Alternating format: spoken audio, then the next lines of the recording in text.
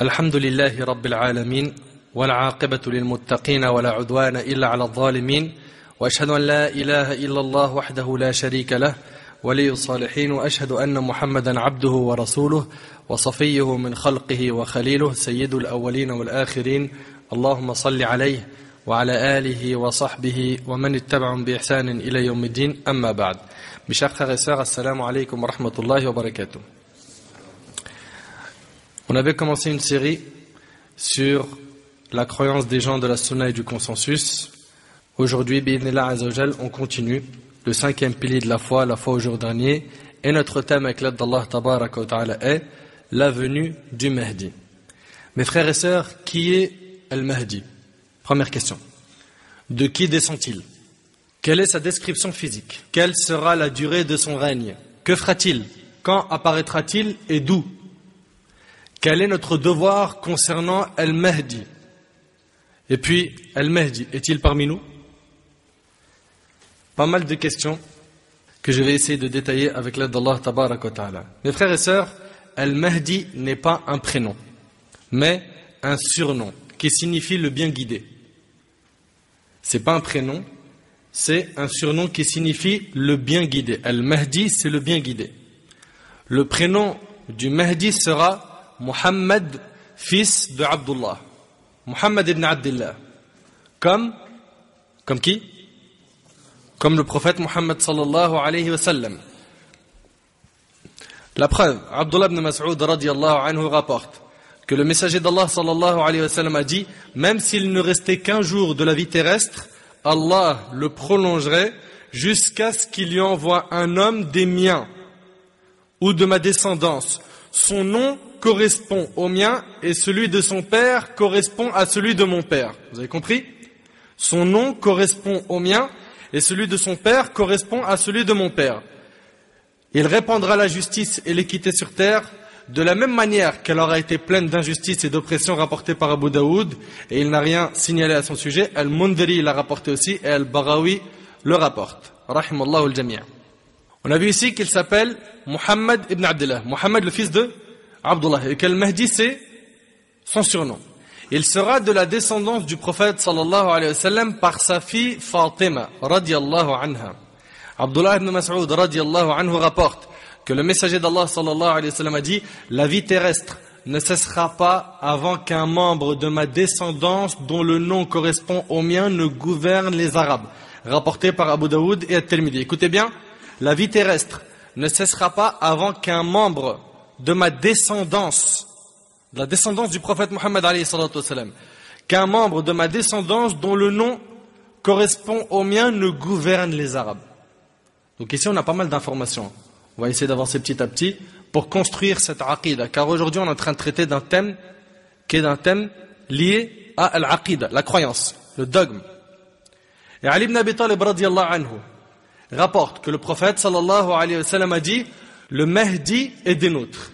Ici le prophète alayhi salatu wa sallam cite Al-Mahdi.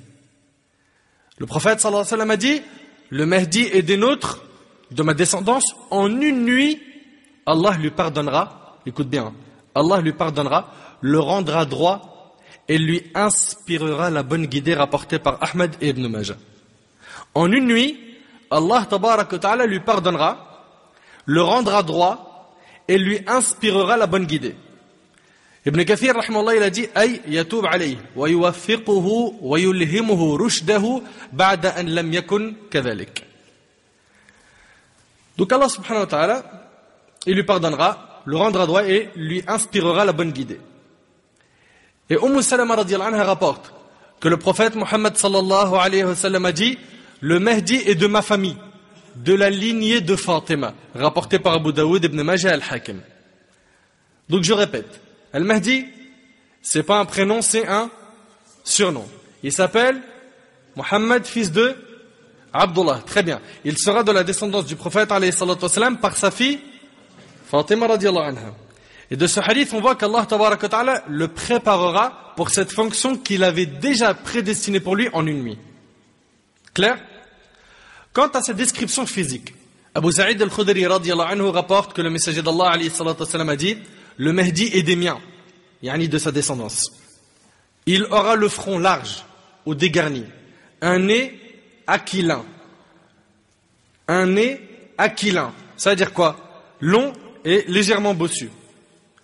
Il remplira la terre de justice et d'équité comme elle aura été pleine d'injustice et d'oppression. Il régnera pendant 7 années, rapportées par l'imam Abu Daoud. On continue. Que fera Al-Mahdi? Al-Mahdi sera reconnu comme dirigeant de tous les Arabes et même de tous les musulmans. Al-Hakim, rahimahullah, a rapporté le hadith suivant d'Abu Sa'id al-Khudri, radiyallahu anhu. Le prophète sallallahu alayhi wa sallam a dit: le Mahdi viendra dans ma communauté. Le Mahdi, donc on voit bien que son nom est cité dans les hadiths du prophète sallallahu alayhi wa sallam qui sont authentiques. Le Mahdi viendra dans ma communauté. En son temps, Allah fera tomber la pluie. Et la terre sortira sa végétation. Donc il y aura du khayr, il y aura du bien. Il distribuera l'argent à part égale. Le bétail sera abondant. Donc il y aura beaucoup de richesses à son époque. Et la communauté deviendra importante. Il régnera pendant 7 ou 8 années. Dans ce hadith-là, il y a 7 ou 8 années. D'accord? Ibn Kathir, rahimahullah, a dit, à son époque, les fruits seront nombreux, les cultures et les biens abondants, le pouvoir dominant, la religion établie, l'ennemi abattu et le bien constant en son temps. Et d'après Ali ibn Abi Talib radiyallahu anhu, le prophète sallallahu alayhi wa sallam a dit: même s'il ne restait qu'un jour du temps, écoutez bien, même s'il ne restait qu'un jour du temps, Allah enverra un homme de ma descendance qui remplira la terre de justice comme elle aura été pleine d'injustice. Et c'est rapporté par l'imam Ahmad et Abu Daoud. Donc, qu'est-ce qu'il va faire? Il va remplir la terre de justice. Après qu'elle ait été noyée par quoi? L'oppression et l'injustice. Il va rester combien de temps? Environ 7 ans. D'accord? C'est pas le durée de sa vie, c'est le durée de son règne. Et Abu Sa'id al-Khudri radiyallahu anhu rapporte que le prophète sallallahu alayhi wa sallam a dit: certes, la terre se remplira d'injustice et d'oppression. On le vit déjà bien comme il faut. Certes, la terre se remplira d'injustice et d'oppression. Tandis qu'il en sera ainsi, Allah enverra un homme des miens, dont le nom correspond au mien, qui remplira la terre de justice et d'équité, comme elle aura été pleine d'injustice et d'oppression. Le hadith il est rapporté par Al-Bazzar, Ibn Adi dans son livre Al-Kamil, Abu Nu'aym dans Akhbar Asbahan et Al-Hakim. Il s'appelle donc Muhammad ibn Abdullah, son surnom c'est Al-Mahdi. Il est de la descendance du prophète alayhi salatu wassalam par sa fille Fatima radiyallahu anha. Il régnera pendant environ 7 ans et il remplira la terre de justice et d'équité, et pendant son règne il y aura beaucoup de biens, d'argent, etc. Une autre question: où apparaîtra-t-il? Qui le sait? La réponse: il apparaîtra à la Mecque. Les gens lui feront allégeance alors qu'ils ne le désirent pas. Aïcha radiyallahu anha a rapporté que le prophète sallallahu alayhi wa sallam s'est agité d'une manière inhabituelle durant son sommeil. Écoutez attentivement ce hadith. Aïcha, la femme du prophète alayhi salatu wa sallam, elle s'est agitée d'une manière inhabituelle durant son sommeil. Elle a dit, nous avons dit, ô messager d'Allah, tu as fait une chose durant ton sommeil que tu n'avais jamais faite auparavant.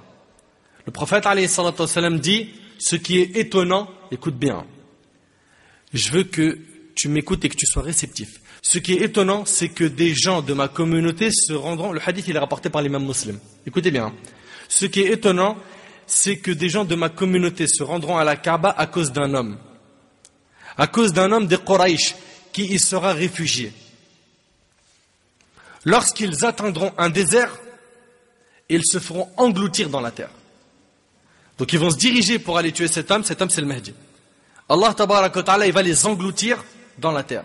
Nous avons dit au messager d'Allah, il se pourrait qu'il soit inclus des personnes dont le but ne sera pas connu. Le prophète alayhi salatu wassalam répondit, oui, il y aura parmi eux celui qui sera conscient du dessein de cette armée. L'homme contraint à la rejoindre. Et le voyageur, ils seront tous anéantis dans l'engloutissement. Tous. Et ils seront ressuscités au jour de la résurrection selon leurs différentes intentions. Et ils seront ressuscités au jour de la résurrection selon leurs différentes intentions. Le hadith, il est rapporté par l'imam Muslim. Dans la version de Hafsa radiyallahu anha, qui était elle aussi une femme du prophète sallallahu alayhi wa sallam, et le hadith il est rapporté par Muslim, elle rapporte que le messager d'Allah alayhi salatu wa sallam a dit: une armée se dirigera certes vers la Kaaba pour l'attaquer. Lorsqu'elle sera dans une terre désertique, il parle de qui? De l'armée. Le centre de cette armée sera englouti. Donc ça rejoint le sens du hadith qu'on vient de citer. Alors ceux qui seront en tête de l'armée appelleront ceux qui seront à l'arrière, puis ils seront tous engloutis. Il ne restera que celui qui aura été chassé de cette armée, qui informera de ce qui leur sera arrivé. Dans une autre version, un groupe de gens sans force, ni grand nombre, ni armes, se réfugieront dans la Kaaba, et c'est rapporté par l'imam Muslim. Pour ceux et celles qui veulent savoir comment est-ce qu'on saura que le Mahdi est arrivé. Comment? C'est quoi le signe? La question est: comment est-ce qu'on saura que le Mahdi est arrivé? C'est simple, il y a un signe que nous devons connaître. Ce signe, si tu l'enregistres, mon frère ainsi que toi, ma sœur, plus de problème avec les faux Mahdi qui sont pendus comme des œufs aujourd'hui, qui apparaissent comme des champignons et qui poussent partout. C'est vrai ou pas? Chaque fois on entend quelqu'un qui dit: je suis le Mahdi. Je suis le Mahdi. Mais comment faire pour rapidement savoir si c'est réellement le Mahdi ou pas? Comment est-ce qu'on saura que le Mahdi est arrivé ou non? Qui le sait? La réponse, je l'ai déjà donnée, oui. En connaissant quoi? Son apparence? Oui. Barakallahu fik. Ce que je vais dire est très important, car hélas, il y a plein de gens qui ont prétendu être Al-Mahdi. Le signe qui nous permettra de savoir quand est-ce que le Mahdi sera parmi nous est que lorsqu'il arrivera, il y aura une armée musulmane qui se dirigera vers lui pour le tuer. Écoute attentivement. Il y aura une armée musulmane qui se dirigera vers lui pour le tuer. Allah tabaraka wa ta'ala donnera la victoire au Mahdi en engloutissant cette armée. En engloutissant cette armée. À ce moment-là, les gens de la terre sauront qu'il s'agit du Mahdi. C'est clair? Allah tabaraka wa ta'ala le secourra et fera en sorte que les musulmans lui prêtent allégeance. Sachez que le Mahdi dirigera la prière. Ça sera l'imam de qui?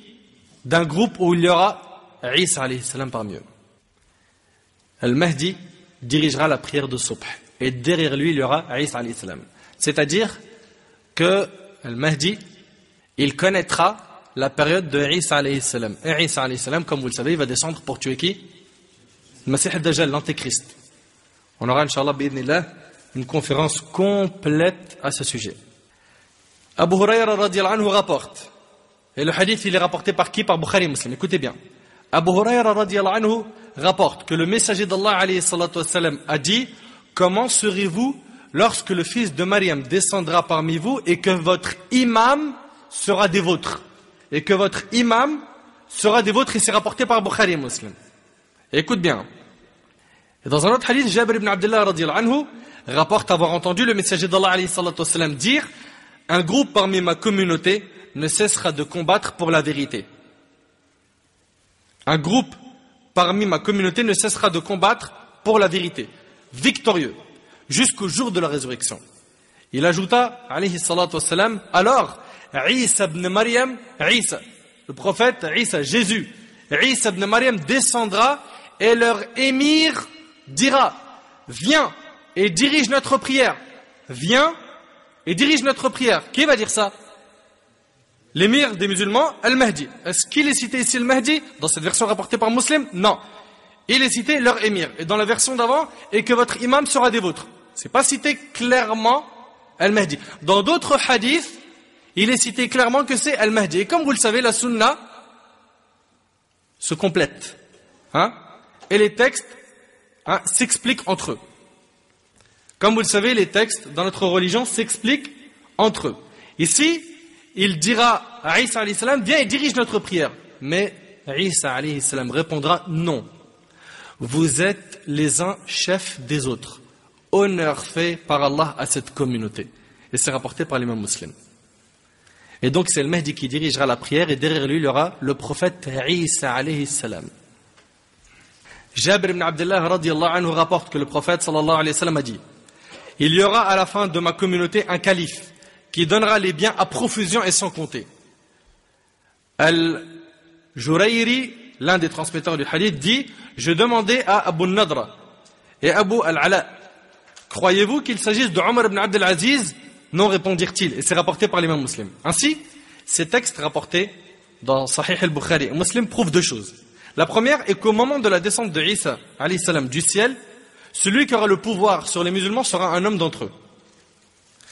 La deuxième chose, la présence de leur émir pour la prière. Le fait qu'il guide la prière des musulmans et sa demande adressée à Isa après sa descente pour qu'il s'avance et dirige leur prière indique la vertu de cet émir et qu'il est bien guidé.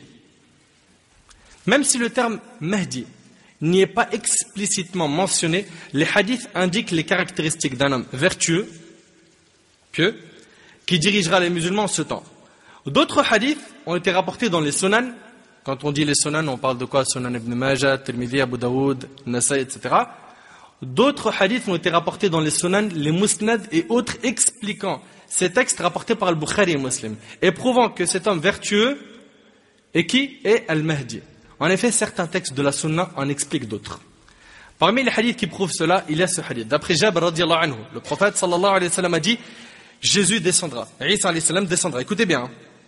Et leur émir, le Mahdi, donc là c'est cité maintenant, le Mahdi dira: viens diriger notre prière.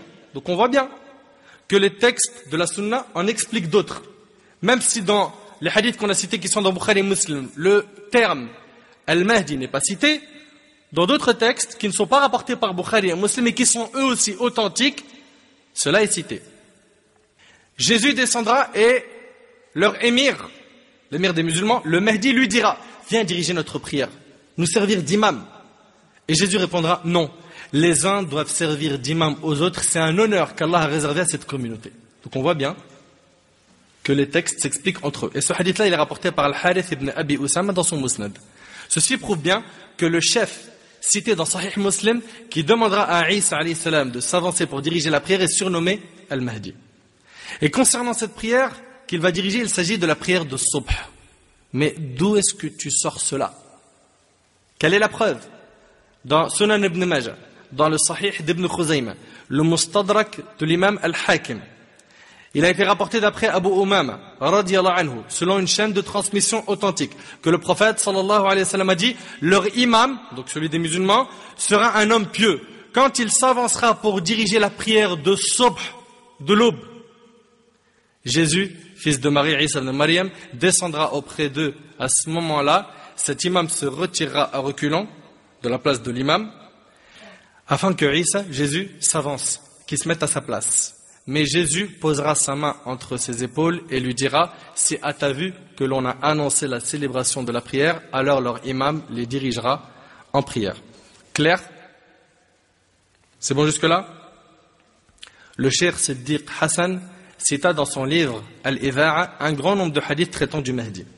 Il fait en sorte que celui de Jabir, qui est rapporté par Muslim, soit le dernier, et dit ensuite: on n'y mentionne pas le Mahdi, toutefois on ne peut l'interpréter, ainsi que d'autres hadiths similaires en disant qu'il s'agit d'un autre que le Mahdi attendu, comme l'indiquent les informations précédentes et les nombreux textes.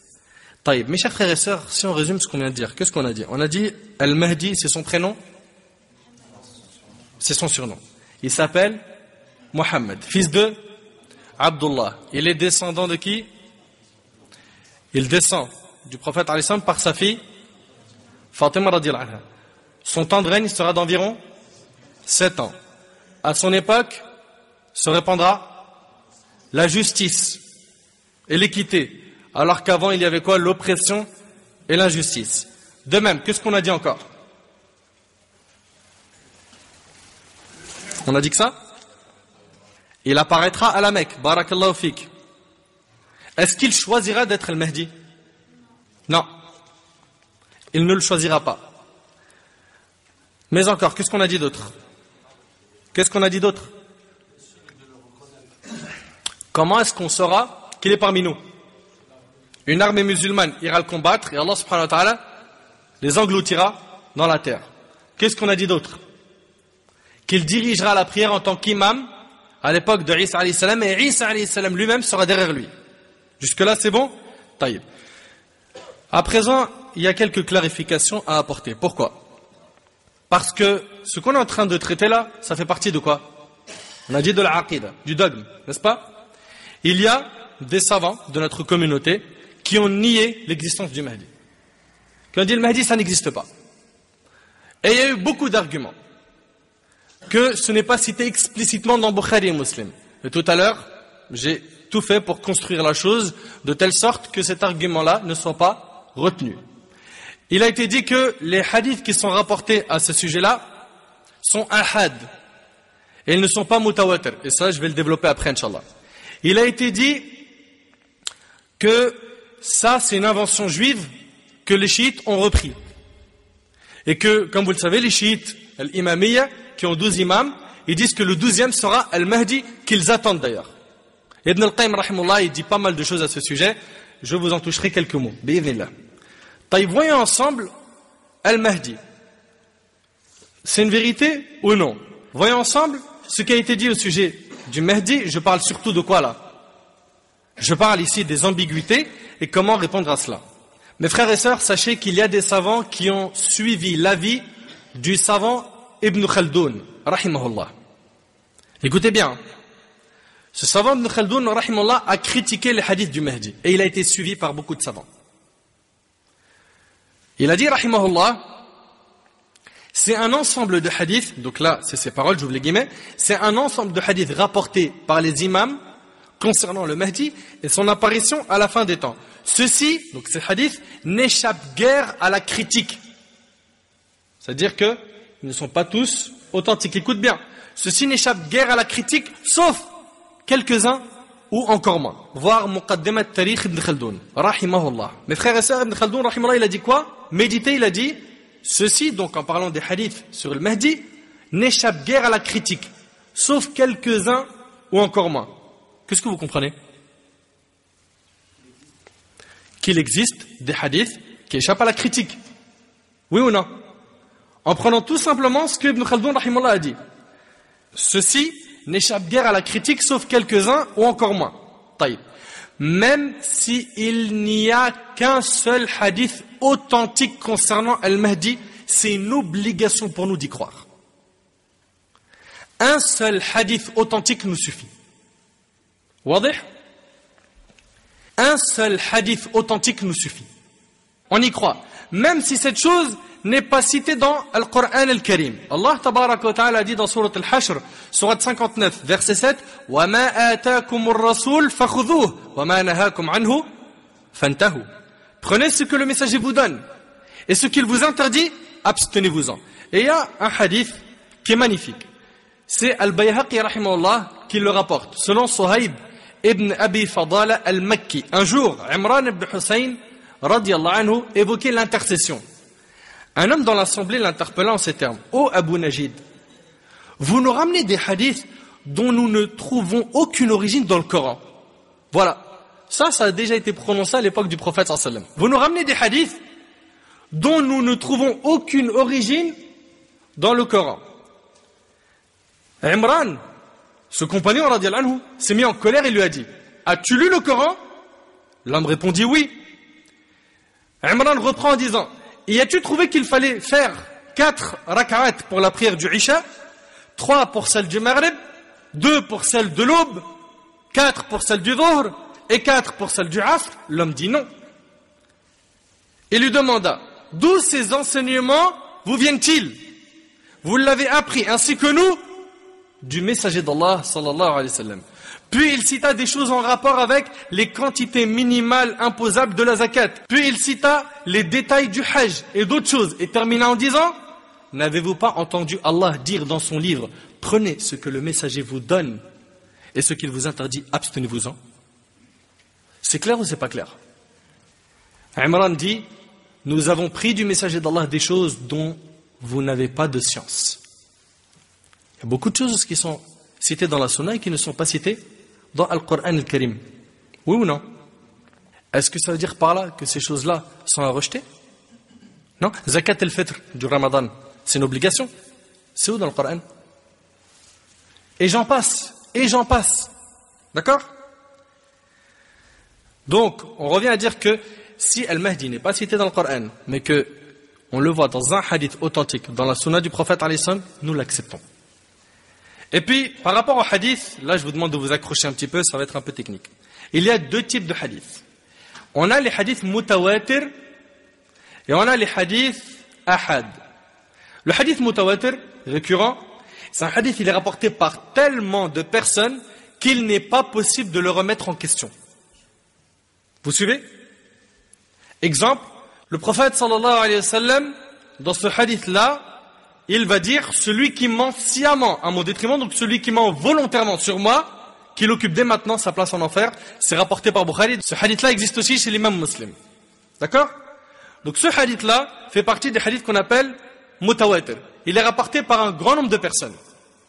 Ce hadith-là a été rapporté par plus de 70 compagnons. 70.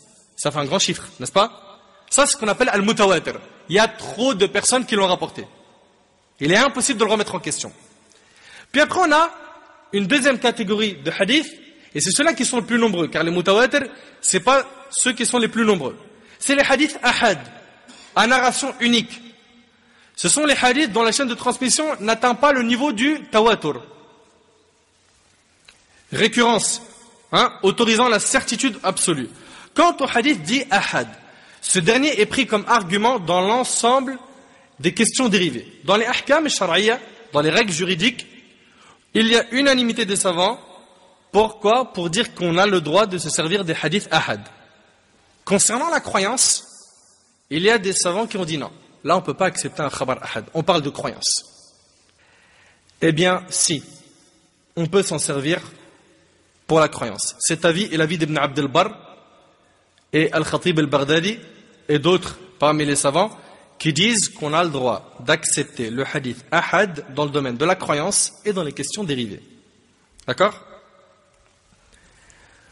Lorsque l'on regarde l'avis du prophète alayhi salatu wassalam, on s'aperçoit qu'il y a plusieurs arguments qui prouvent que le hadith ahad est pris en compte aussi dans le domaine de la croyance. Un exemple. Le prophète alayhi salatu wassalam, comme vous le savez, il a envoyé plusieurs compagnons dans différentes régions. Et il les a envoyés seuls. Il a envoyé qui? Mu'adh ibn Jabal, radiyallahu anhu. Et le hadith de Mu'adh, radiyallahu anhu, il est impressionnant. Il a envoyé pour faire da'wah. Il a envoyé seul. Ou au Yémen. Le hadith, il est rapporté par Bukhari et Muslim. Mu'adh, radiyallahu anhu, rapporte, le messager d'Allah, alayhi salatu wassalam, m'a envoyé au Yémen. Le prophète, sallallahu alayhi wa sallam, me dit, tu vas trouver un peuple appartenant aux gens du livre, juifs et chrétiens. Écoute bien la suite. Invite-les à attester qu'il n'est de Dieu que Dieu et que je suis le messager d'Allah. Donc là, il est seul. Il va leur enseigner la croyance ou pas? Les gens qui vont recevoir l'information, ils vont dire Khabar Ahad, désolé, ramène d'autres compagnons avec toi pour qu'on accepte l'information. Clair ou pas clair? Il s'agit d'un compagnon, Mu'adh radiyallahu anhu, qui va au Yémen et qui, à lui seul, a la responsabilité de leur enseigner l'islam, donc la croyance et les règles juridiques. Donc ça, c'est un argument qui est clair, qui prouve qu'on accepte les hadiths ahad dans la croyance. Le prophète sallallahu alayhi wa sallam a aussi envoyé Mus'ab ibn Umayr radiyallahu anhu seul ou à Médine. Ok? Abu Ubayd ibn al-Jarrah, il a été envoyé seul aux habitants de Najran. Dihya al-Kalbi radiyallahu anhu, il a été envoyé seul à Bosra en Syrie. Et si l'information d'une personne n'était pas suffisante, le prophète sallallahu alayhi wa sallam ne les aurait pas envoyés. Vous suivez? Et il n'est pas arrivé qu'un compagnon dise à un autre qui lui rapporte un hadith du prophète sallallahu alayhi wa sallam, non, je ne l'accepte pas de toi car tu es seul à apporter cette information. Va me ramener un groupe de compagnons afin qu'ils témoignent de la véracité de ton information. C'est bon jusque-là? Taïb. On a vu qu'on pouvait accepter le hadith ahad dans la croyance. Et puis, concernant l'acceptation du hadith ahad dans les règles juridiques, on a pas mal d'arguments qui prouvent qu'une information pouvait suffire. On a pas mal d'arguments. Le changement de la qibla s'est fait avec l'information d'un seul compagnon. Les musulmans est pris dans quelle direction? Jérusalem, n'est-ce pas? Puis, la direction a été changée vers la Kaaba. Taïb. Écoute avec moi ce hadith. Abdullah ibn Omar, radiyallahu anhu, a rapporté. Alors que les gens faisaient la prière de l'aube à Quba, Quba c'est une mosquée à Médine, quelqu'un vint leur dire, donc ils sont en prière, ils sont en prière. Quelqu'un est venu leur dire, cette nuit, l'envoyé d'Allah reçut une révélation. Il a été ordonné de se diriger vers la Qibla. Dirigez-vous donc vers elle. Ils étaient en prière. Est-ce qu'ils se sont dit, on attend de finir la prière, on enquête sur le sujet, puis après on voit si on change de direction ou pas, ou est-ce que pendant la prière, ils ont changé de direction? Pendant la prière, Allahu Akbar. Le hadith, il est rapporté par l'imam al-Bukhari et Muslim. Écoutez bien, les hommes étaient tournés vers la Syrie et ensuite ils s'orientèrent vers la Qibla. Allahu Akbar. Argument clair qu'on peut accepter quoi? Le hadith ahad dans les règles juridiques. Les compagnons ont accepté cette information sans dire qu'il s'agissait de l'information d'une seule personne. À partir du moment où l'information est authentique, il nous incombe d'y croire même si elle est rapportée que d'un seul compagnon. Un autre exemple d'un hadith ahad très connu de tous et toutes. On a le hadith d'Omar ibn Khattab radiyallahu anhu. Innama al-a'mal binniyat. Les actes ne valent que par leurs intentions. Il est rapporté par Bukhari et Muslim. Ce hadith n'est rapporté que par Omar radiyallahu anhu. Et pourtant ce hadith fait l'objet de l'unanimité des savants. Mes frères et sœurs, Cheikh Al-Abad hafidhahullah a dit que les compagnons qui ont rapporté les hadiths du Mahdi sont nombreux. Et il y en a plus d'une vingtaine. Parmi eux, Uthman ibn Affan radiyallahu anhu. C'est pas un grand nom? Il rapporte le hadith du Mahdi. Ali ibn Abi Talib, Talha ibn Ubaydillah, Abdurrahman ibn Auf. 4 qui font partie des 10 à qui le paradis a été promis. C'est pas fini. Il y a qui encore? Al-Hussein ibn Ali, Salama, Habiba, Abdullah ibn Abbas, ibn Mas'ud, ibn Omar, ibn Amr, Abu Sa'id al-Khudri, Jabir ibn Abdullah, Abu Huraira, Anas ibn Malik. La liste elle est longue. La liste elle est longue. Les textes concernant Al-Mahdi sont nombreux. Il y a plusieurs hadiths authentiques à son sujet. Et là, il y a un point très important à clarifier. C'est quoi? C'est que Al-Mahdi, il y en a qui ont nié son existence, il y en a qui ont exagéré concernant Al-Mahdi, et il y a Al-Wasat, Ahl-Sunnah wal-Jama'a. Ceux qui ont nié Al-Mahdi, on l'a vu. Et on est encore en train de déconstruire leurs arguments. Ceux qui ont exagéré concernant Al-Mahdi, c'est les chiites. Et nous, on est au milieu. Donc il y a eu des hadiths inventés, il y a eu de la manipulation, etc. Et grâce à Allah tabaraka wa ta'ala, les savants de la sunna ont préservé la religion d'Allah tabaraka wa ta'ala en montrant les textes qui sont acceptés, qui sont authentiques, et les textes qui sont à ne pas prendre en considération. Écoutez bien, les hadiths sur le Mahdi ont été rapportés par un grand nombre de savants. On a Abu Daoud qui rapporte un hadith al-Mahdi. On a At-Tirmidhi, An-Nasa'i, Ibn Majah, Ahmad dans le Musnad, Al-Bazzar dans son Musnad, Abu Ya'la dans son Musnad, Al-Harith ibn Abi Usama dans son Musnad, Al-Hakim dans le Mustadrak.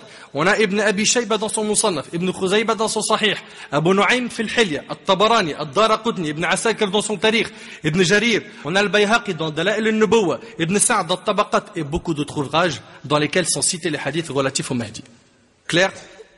Un groupe de savants ont même écrit des livres spécialement dédiés au Mahdi attendu, dans lesquels ils mentionnent un grand nombre de hadiths le concernant. Parmi ces écrits, on a l'érudit Abu Bakr ibn Abi Khaythama, qui a compilé les hadiths relatifs au Mahdi. On a aussi l'imam al-Suyuti rahimahullah qui composa un opuscule, un juz, qu'il intitula Al-Urf al-Wardi fi Akhbar al-Mahdi, qui est imprimé dans Al-Hawi lil-Fatawi. On a aussi Ibn Kathir rahimahullah qui en parle dans Al-Nihaya et dans Al-Fitan wal-Malahim. On a aussi Ali al-Muttaqi al-Hindi qui a un épître concernant le Mahdi. On a Ibn Hajar al-Makki qui en parle aussi. On a Moula Ali al-Qari, on a Mar'i ibn Yusuf al-Hanbali, al-Shawkani écrit à ce sujet. On a As-San'ani aussi, Siddiq Hassan et d'autres. Et d'autres. Taïb, pour certains gens de science, le fait que les hadiths du Mahdi ne sont pas cités dans Bukhari et Muslim, c'est que le Mahdi n'existe pas. Car pour eux, ce n'est pas possible que le Mahdi ne soit pas explicitement cité. C'est vrai qu'on avait vu tout à l'heure que c'était cité, mais de manière non explicite, leur émir, leur imam, n'est-ce pas? Mais on avait dit que les textes s'expliquent, n'est-ce pas? On avait vu des textes qui parlent de cela. Taïb. Est-ce que si un hadith il est rapporté par autre que Bukhari et Muslim, on l'accepte, ou est-ce qu'on accepte que ce qui est dans Bukhari et Muslim? S'il est authentique, on accepte ce hadith même s'il n'est pas dans Bukhari et Muslim. L'imam Ibn Kathir rahimahullah a dit Al-Bukhari et Muslim ne se sont pas fixés de rapporter l'ensemble des hadiths jugés authentiques. Ils ont authentifié des hadiths qui ne se trouvent pas dans leur ouvrage, comme l'a dit l'imam At-Tirmidhi, qui est un élève de Bukhari. Et d'autres savants ont dit cela. À savoir qu'Al-Bukhari a authentifié des hadiths qui ne sont pas dans son livre. mais dans les sunan et autres. Donc il ne faut pas croire que toute la sunna authentique, elle est que dans Bukhari et Muslim. Non. Les hadiths du Mahdi, même s'ils ne sont pas rapportés par Bukhari et Muslim, nous les acceptons, car ils sont rapportés par d'autres savants de manière authentique. J'en profite pour vous rappeler certains hadiths qui concernent la croyance et qui ne sont pas rapportés par Bukhari et Muslim. Le hadith qui parle des 10 personnes à qui il a été promis le paradis. Vous le connaissez ce hadith ou pas? Hadith al-Ashar al-Mubashirin bil-Jannah. Il n'est pas rapporté par Bukhari et Muslim. Il est authentique. L'imam al-Tirmidhi rahmallah a rapporté avec une chaîne de transmission authentique que Abdurrahman ibn Auf rapporte que le prophète sallallahu alayhi wa sallam a dit Abu Bakr sera au paradis, Omar sera au paradis, Uthman sera au paradis, ça fait 3, n'est-ce pas? Ali sera au paradis, Talha sera au paradis, Az-Zubayr, donc Ibn al-Awwam, sera au paradis, Abdurrahman ibn Auf sera au paradis, Sa'ad ibn Abi Waqqas sera au paradis, Sa'id ibn Zayd sera au paradis et Ubayd ibn al-Jarrah sera au paradis. Ce hadith-là n'est pas dans Bukhari et Muslim et pourtant on l'accepte.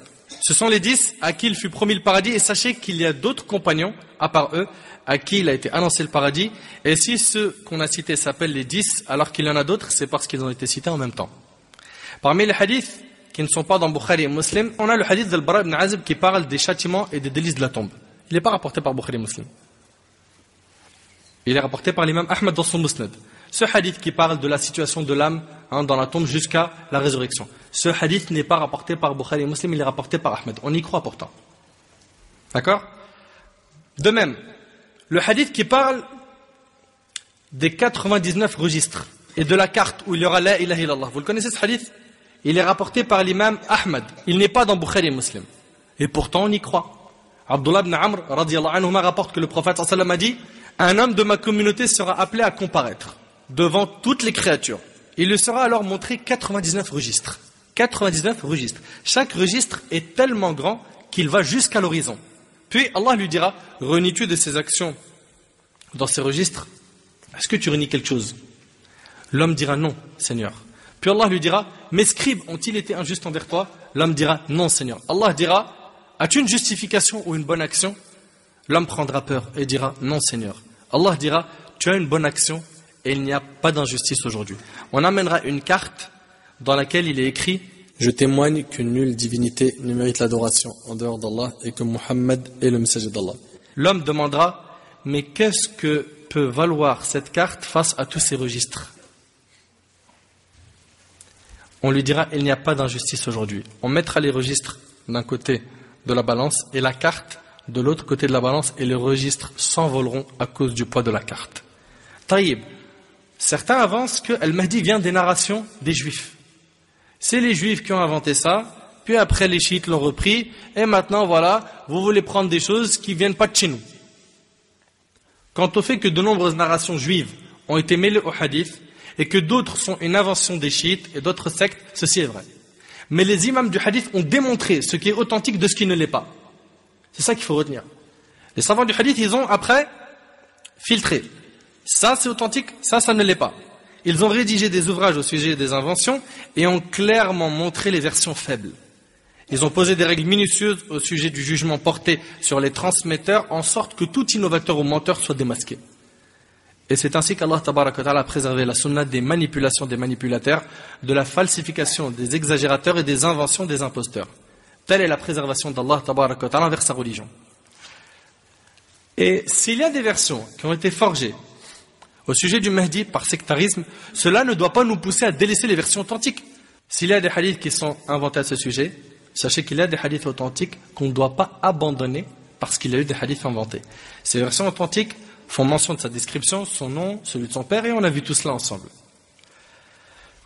Quant à la prétention de contradiction, ce qu'il faudra, c'est de voir déjà l'authenticité des textes. L'avis des savants sur les textes et bifadlillah azawajal, tout ça a été fait depuis longtemps. La croyance des chiites imamites. Dr Al-Ashkar rahimahullah a dit, puis pour les chiites, pour eux, le Mahdi est le dernier de leur imam, le 12e imam, qu'ils nomment Muhammad ibn al-Hassan al-Askari.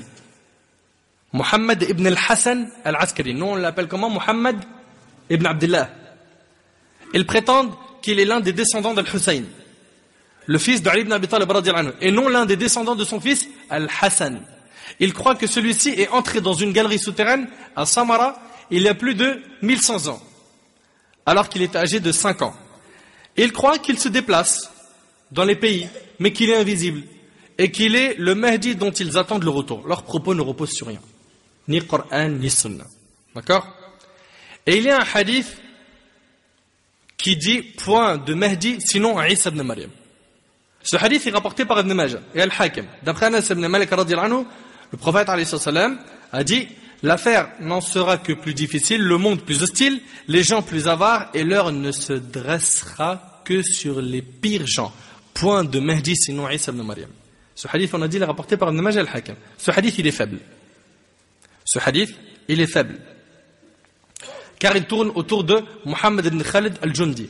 Al-Zahabi, rahimahullah, dit, selon Al-Azdi, son hadith est réprouvé. Abu Abdullah al-Hakam dit, il est méconnu. Je dis, son hadith, point de Mahdi, sinon Isa ibn Maryam, est une information réprouvée rapportée par Ibn Majah. Ibn Taymiyyah, rahimahullah, a dit, ce hadith est faible. Abu Muhammad ibn al-Walid al-Baghdadi et d'autres se sont basés dessus, mais ce n'est pas chose sur laquelle on puisse faire. Donc le hadith, il est faible. Tamam? Al-Qurtubi, rahimahullah, il a dit, cela peut vouloir dire qu'il n'y a pas de Mahdi complet et infaillible autre que Isa. De ce fait, les hadiths sont conciliés et la contradiction est levée. Muhim, comme vous avez pu voir, le hadith il est faible. Il y a certains savants comme Al-Qurtubi qui ont essayé de concilier entre ces arguments.